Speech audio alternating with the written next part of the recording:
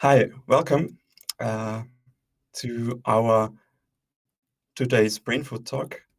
My name is Matthias. I'm a senior software engineer at Square. My main focus is on software design, software architecture, backend development, and I'm trying to be really technology agnostic.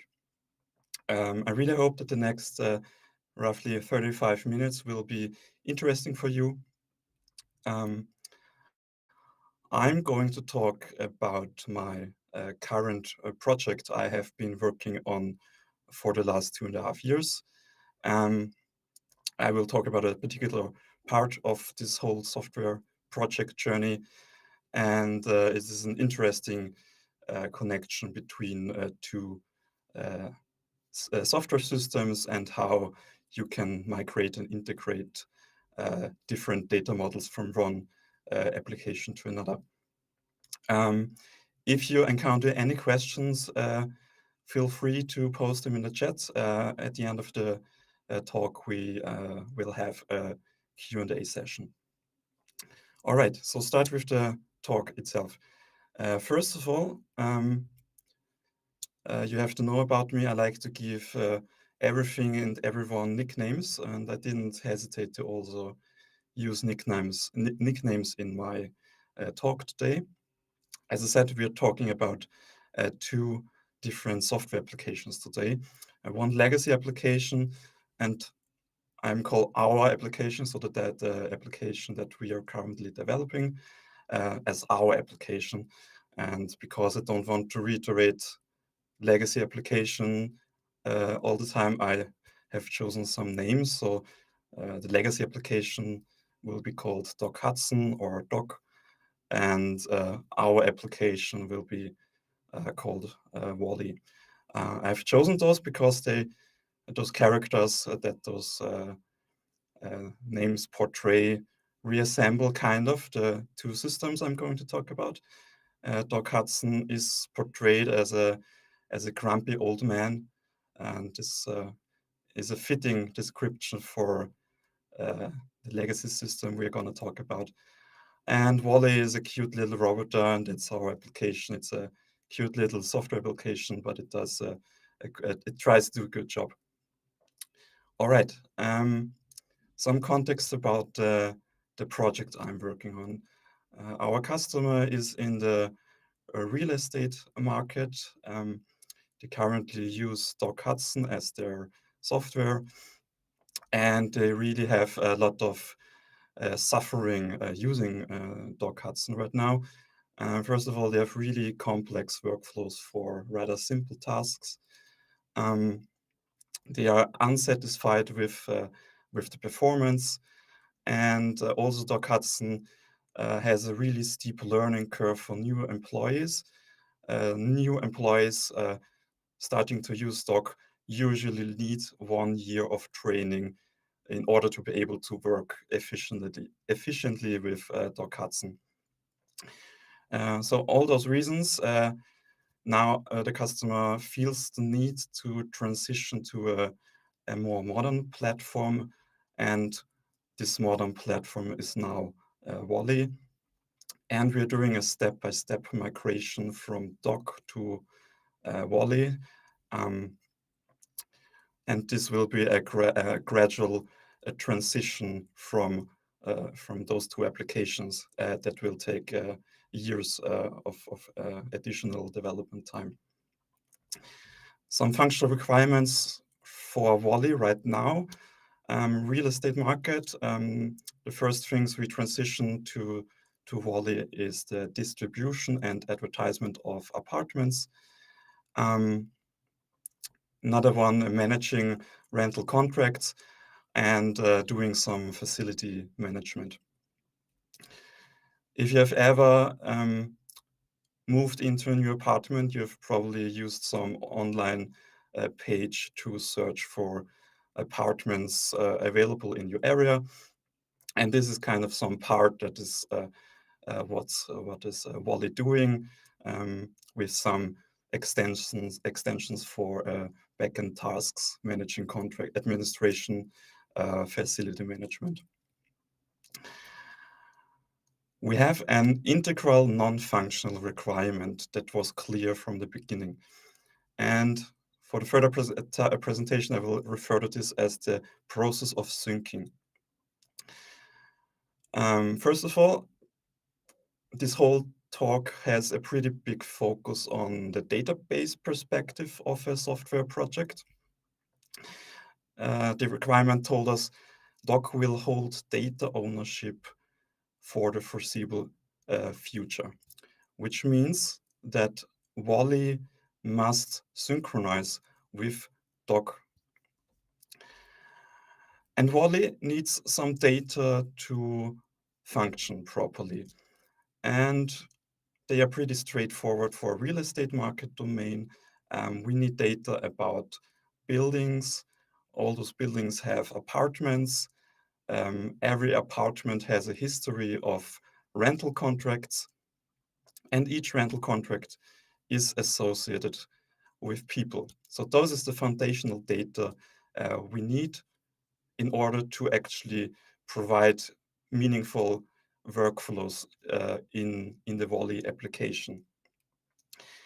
If you don't have this data, Wally can't function, because we can build the nicest workflows, we can build the most awesome application process, but if we are never able to execute these workflows on the actual data from our customer, at the end of the day, the customer cannot use Wally, and Wally has zero value to the customer.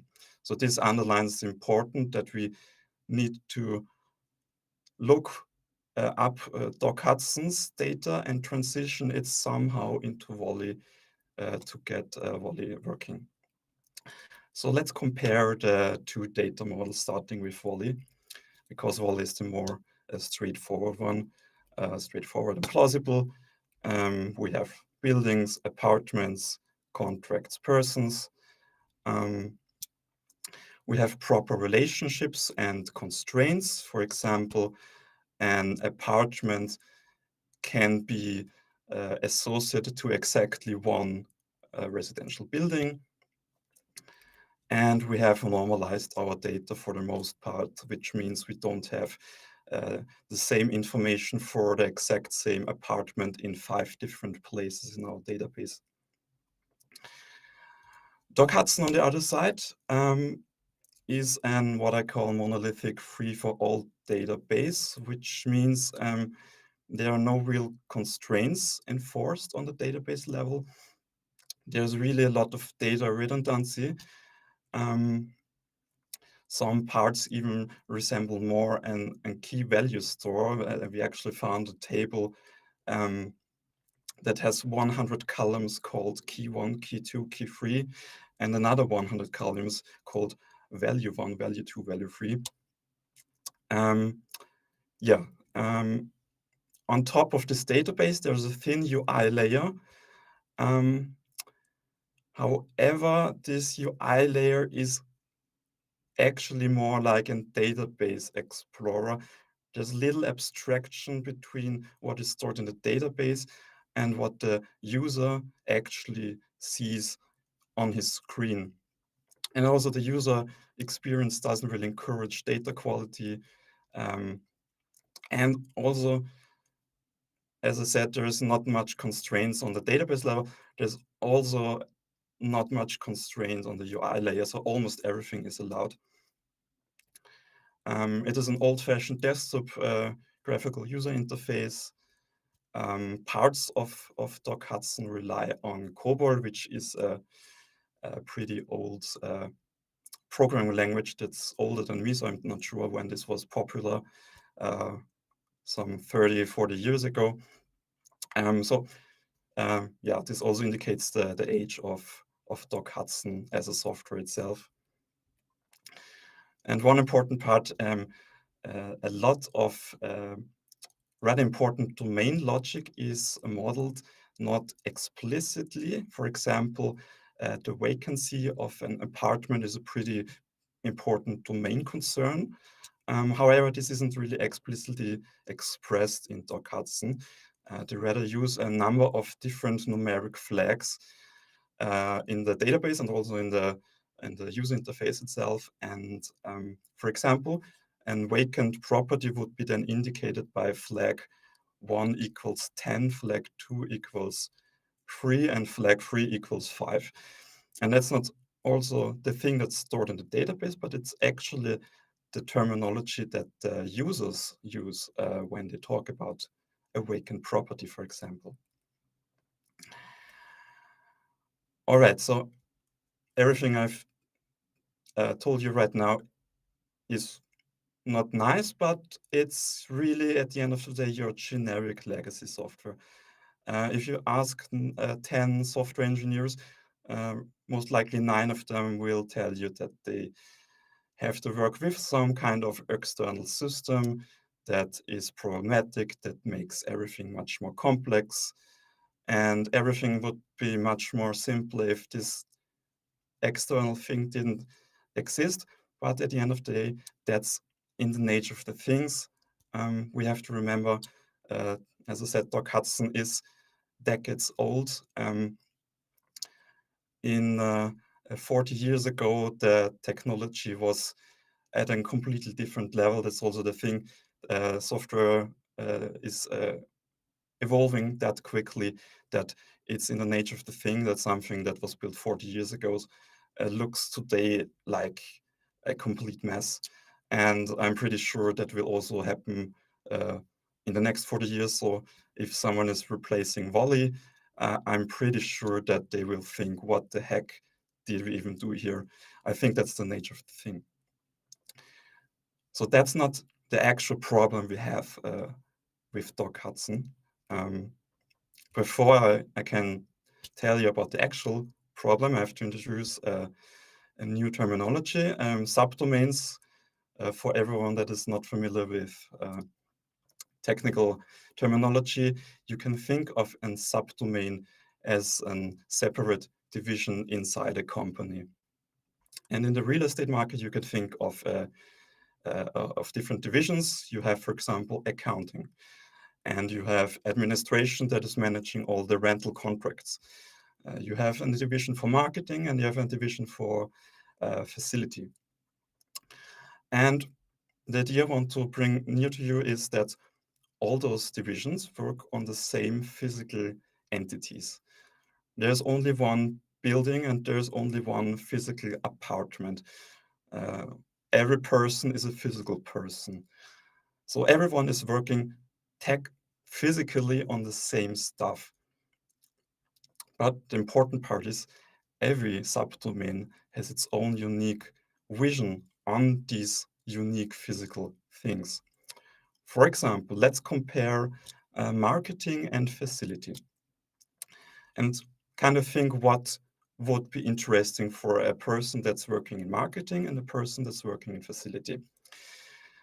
So you can say both want to know the current resident for an apartment, mainly for for contact. So maybe the marketing guy is calling the current resident if they want to leave any furniture behind, something like that. And on the other facility, someone from facility will get back to a resident if they experience the water damage and want to rearrange something like that. So those are like shared informations for both divisions. So now let's think about a specific apartment has underfloor heating as one of its features. For both, this is an important information to have. However, they slightly differ. Because for marketing, it's basically essential to know if an apartment has underfloor heating or if it doesn't. On the facility side, it's also important to know that an apartment has an underfloor heating or it doesn't.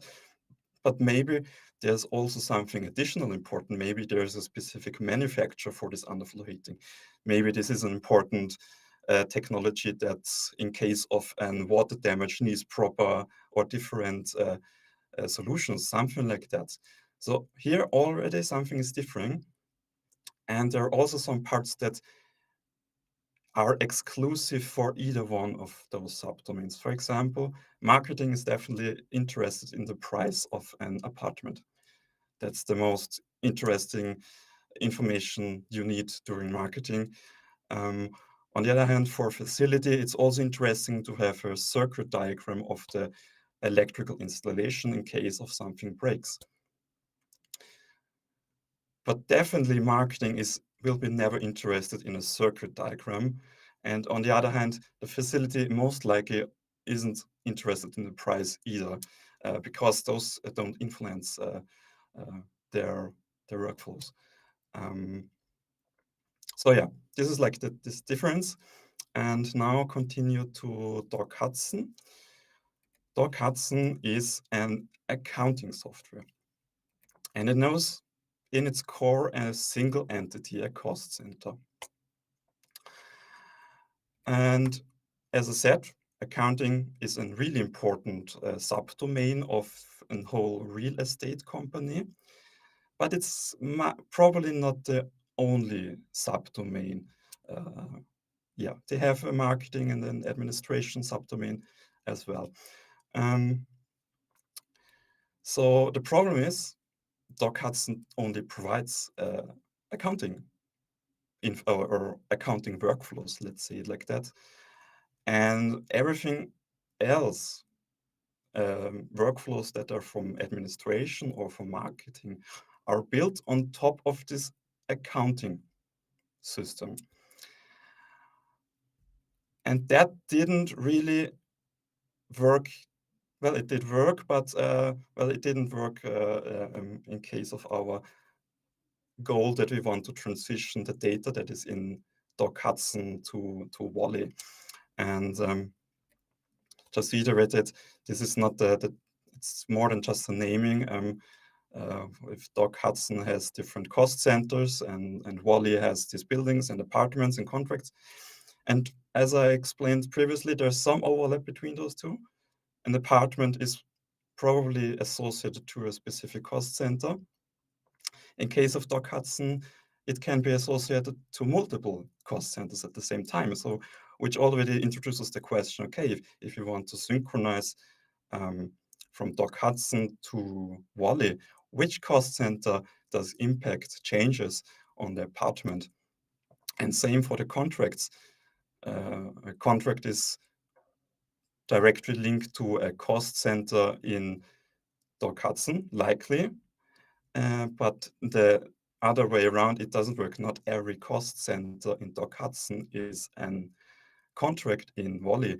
For example, imagine you have an charging station for electrical vehicles in your building.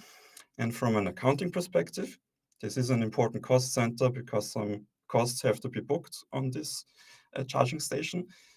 But it's definitely not a contract we want to have in Wally, because then we would have a contract for a charging station, which doesn't make any sense. So let's start syncing. The first one is really important, and I think this is a prerequisite for, or at least I think this was a prerequisite for our project. We had a really wonderful stakeholder on our customer side that was willing to guide us through Doc Hudson, both on the user interface and the database. And this was a tremendous amount of time and money for the customer and for that particular person. But we would have never been able to understand Doc Hudson and inherit a strategy how we can synchronize between Doc Hudson and Wally. So I'm pretty sure that if we wouldn't have had this stakeholder on our side, the project would have failed because we wouldn't be able to synchronize the data. How did we begin? Yeah, we got the stakeholder. We started with this data exploration in Doc Hudson. We got used to the most important database tables, especially the cost center. We learned uh, the meaning behind those different numeric flags I've mentioned, what they mean, how they relate to each other. Yes, this process took months, while still having weekly meetings for the most part. So this was really a lot of time that went into this exploration phase. And we kindly start to grasp some ideas how we could synchronize, but still, at the end of the day, from end to end, from Doc Hudson to Wally, we didn't really had an end-to-end solution in mind how this could work. We had some failed proof of concepts in place, and slowly we started to think that we need an abstraction between those two systems. How did we start here? From Doc Hudson's side, we have this cost center. You can imagine this as an Excel spreadsheet with millions of rows. There are cost centers for hundreds of objects are in the same database table. There's a number of historical data because the cost centers were tracked for the last 20 years. Additionally, we had this numeric flag complexity in the cost center itself. And this wasn't just a human readable way to understand this information that's hidden in all of these cost centers. So we decided to make some filtering. We reduced the length of this cost center spreadsheet. And first of all, we focused on a pair building basis. So we filtered everything out besides the cost centers that are strictly associated to a specific building. So that already reduced the number of entries a lot. Then we also removed any irrelevant entries. And so we ended up with like a list of, in the hundreds, I would say, of cost centers that are actually important to us. We then evaluated a type for each specific cost center. And with type, I mean a type that is meaningful in the context of Wally. For example, one of these types could be a rental contract. And then we had to link those cost centers. There was some information in Doc Hudson that represents how those different cost centers are related. And we did this and ended up with a structure that we called tree. And for all non-techies, a tree is a pretty common data structure in computer science. On the right, you see such a tree, and the best idea is you look from top to bottom. In such a tree structure, you start with a root node, and then multiple child nodes is the term, are branching away from these root nodes. And this goes down and down, and the most bottom level of nodes is called leaf nodes, and this is why this structure is called tree, because it looks like a branch of tree with some leaves at the end. This tree was our transformation model between Doc Hudson and Wally. It contained information from Doc Hudson and also some information from Wally. And this was exactly this abstraction we needed to step from Doc Hudson to this tree and from this tree to Wally. Really important, it was a human readable visualization because we could export these trees as images. This was especially helpful for ourselves to gain a lot of additional insight in Wally, in Doc Hudson itself. And also very important for data correction purpose, because as you can imagine from my Doc Hudson introduction that everything was allowed, there was a lot of incorrect data hidden in these cost centers. And this visualization helped the customer really a lot to correct this data so that we were able to have a baseline correctiveness that we can use for taking this tree and transforming this into something that Wally understands. So this is a short video of how this tree did look. Every node you see here is associated to exactly one cost center in Doc Hudson. We have different colors showing different types. Exactly that happened, what shouldn't happen.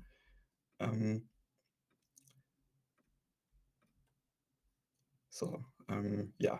So the green node represents a rental contract. We have some important information: who lives there, its validity. The yellow one is a property contract, because we have some apartments that are not for rent but for buying only. Another important thing is those gray ones. This is a cost center expressing a vacant apartment. And quick reminder, talking about accounting, from an accounting perspective, it makes perfect sense to have a cost center for a vacant property. Because, for example, if the elevator breaks in a building, then this repair cost needs to be equally paid by every apartment. So it's useful to have a vacant cost center and put some costs there. From Wally's side, there's no need to have an explicit representation of a vacant property, because it is important to know that an apartment is vacant, but it is implicitly expressed when you look at an apartment. Does it have an active contract at the moment or not? And so we don't need an explicit thing for expressing vacancy in Wally. And this is this difference between those subdomains. So how did we inherit from this tree structure the stuff we need in Wally? Imagine you slice this tree vertically. Then we call them chains of nodes, that stuff that is highlighted in blue, represent exactly one apartment. And regarding contracts, each node in this chain is one contract for this particular apartment. So this doesn't mean that the apartment has 3 contracts. This is just a historical contract history for this particular apartment. And contract 3 then would be the current contract for this apartment. All right. There would have been so much more I wanted to share with you, but I just wanted to keep it nice and steady, because I think this transition from Doc Hudson accounting to this tree, and then from this tree to the stuff we need in Wally, that's really the most interesting part during our whole syncing process. All right. Even though CodeCrafts happened last week, we are already planning on hosting the next CodeCrafts, which will take place on May 22 next year. You can already get your Crazy Bird tickets for an unbelievable price of 99 euros. Follow us on our social media. If you have any questions left, feel free to get in touch with me later on. If you already have questions, you can write them in the chat. And then now is the Q&A session.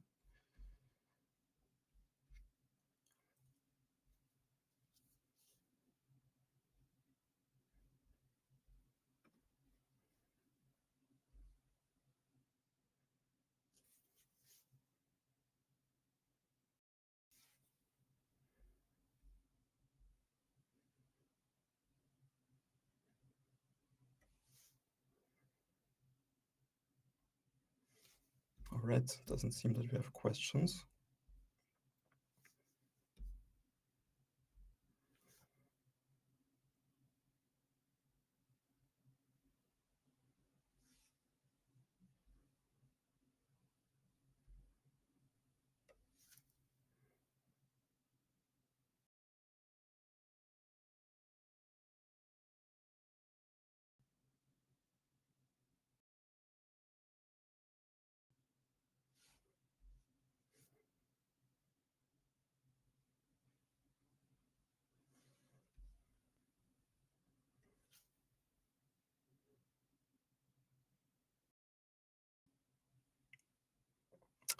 Can you please explain again why a tree and not just relational database structure?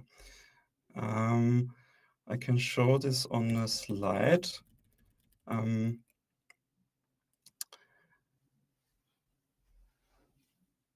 It's the thing that an relational database structure is less human readable than this tree structure.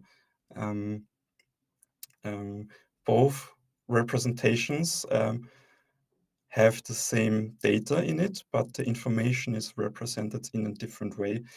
And instead of this flat Excel spreadsheet, we have this tree structure where we can then visually inherit the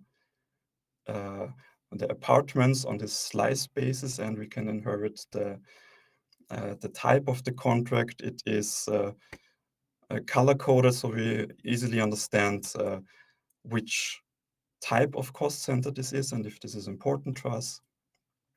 And that was the main purpose behind this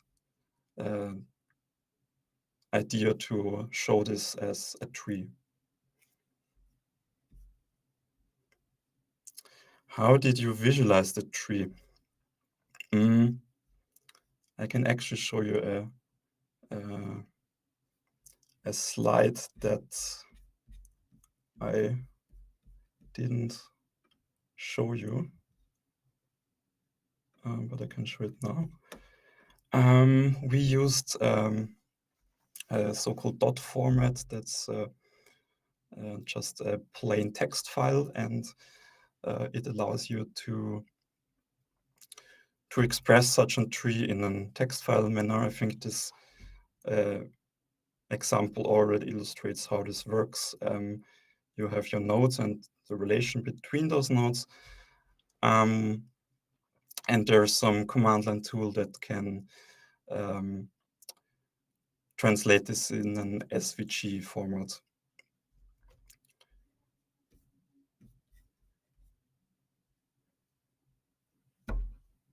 All right. Any more questions?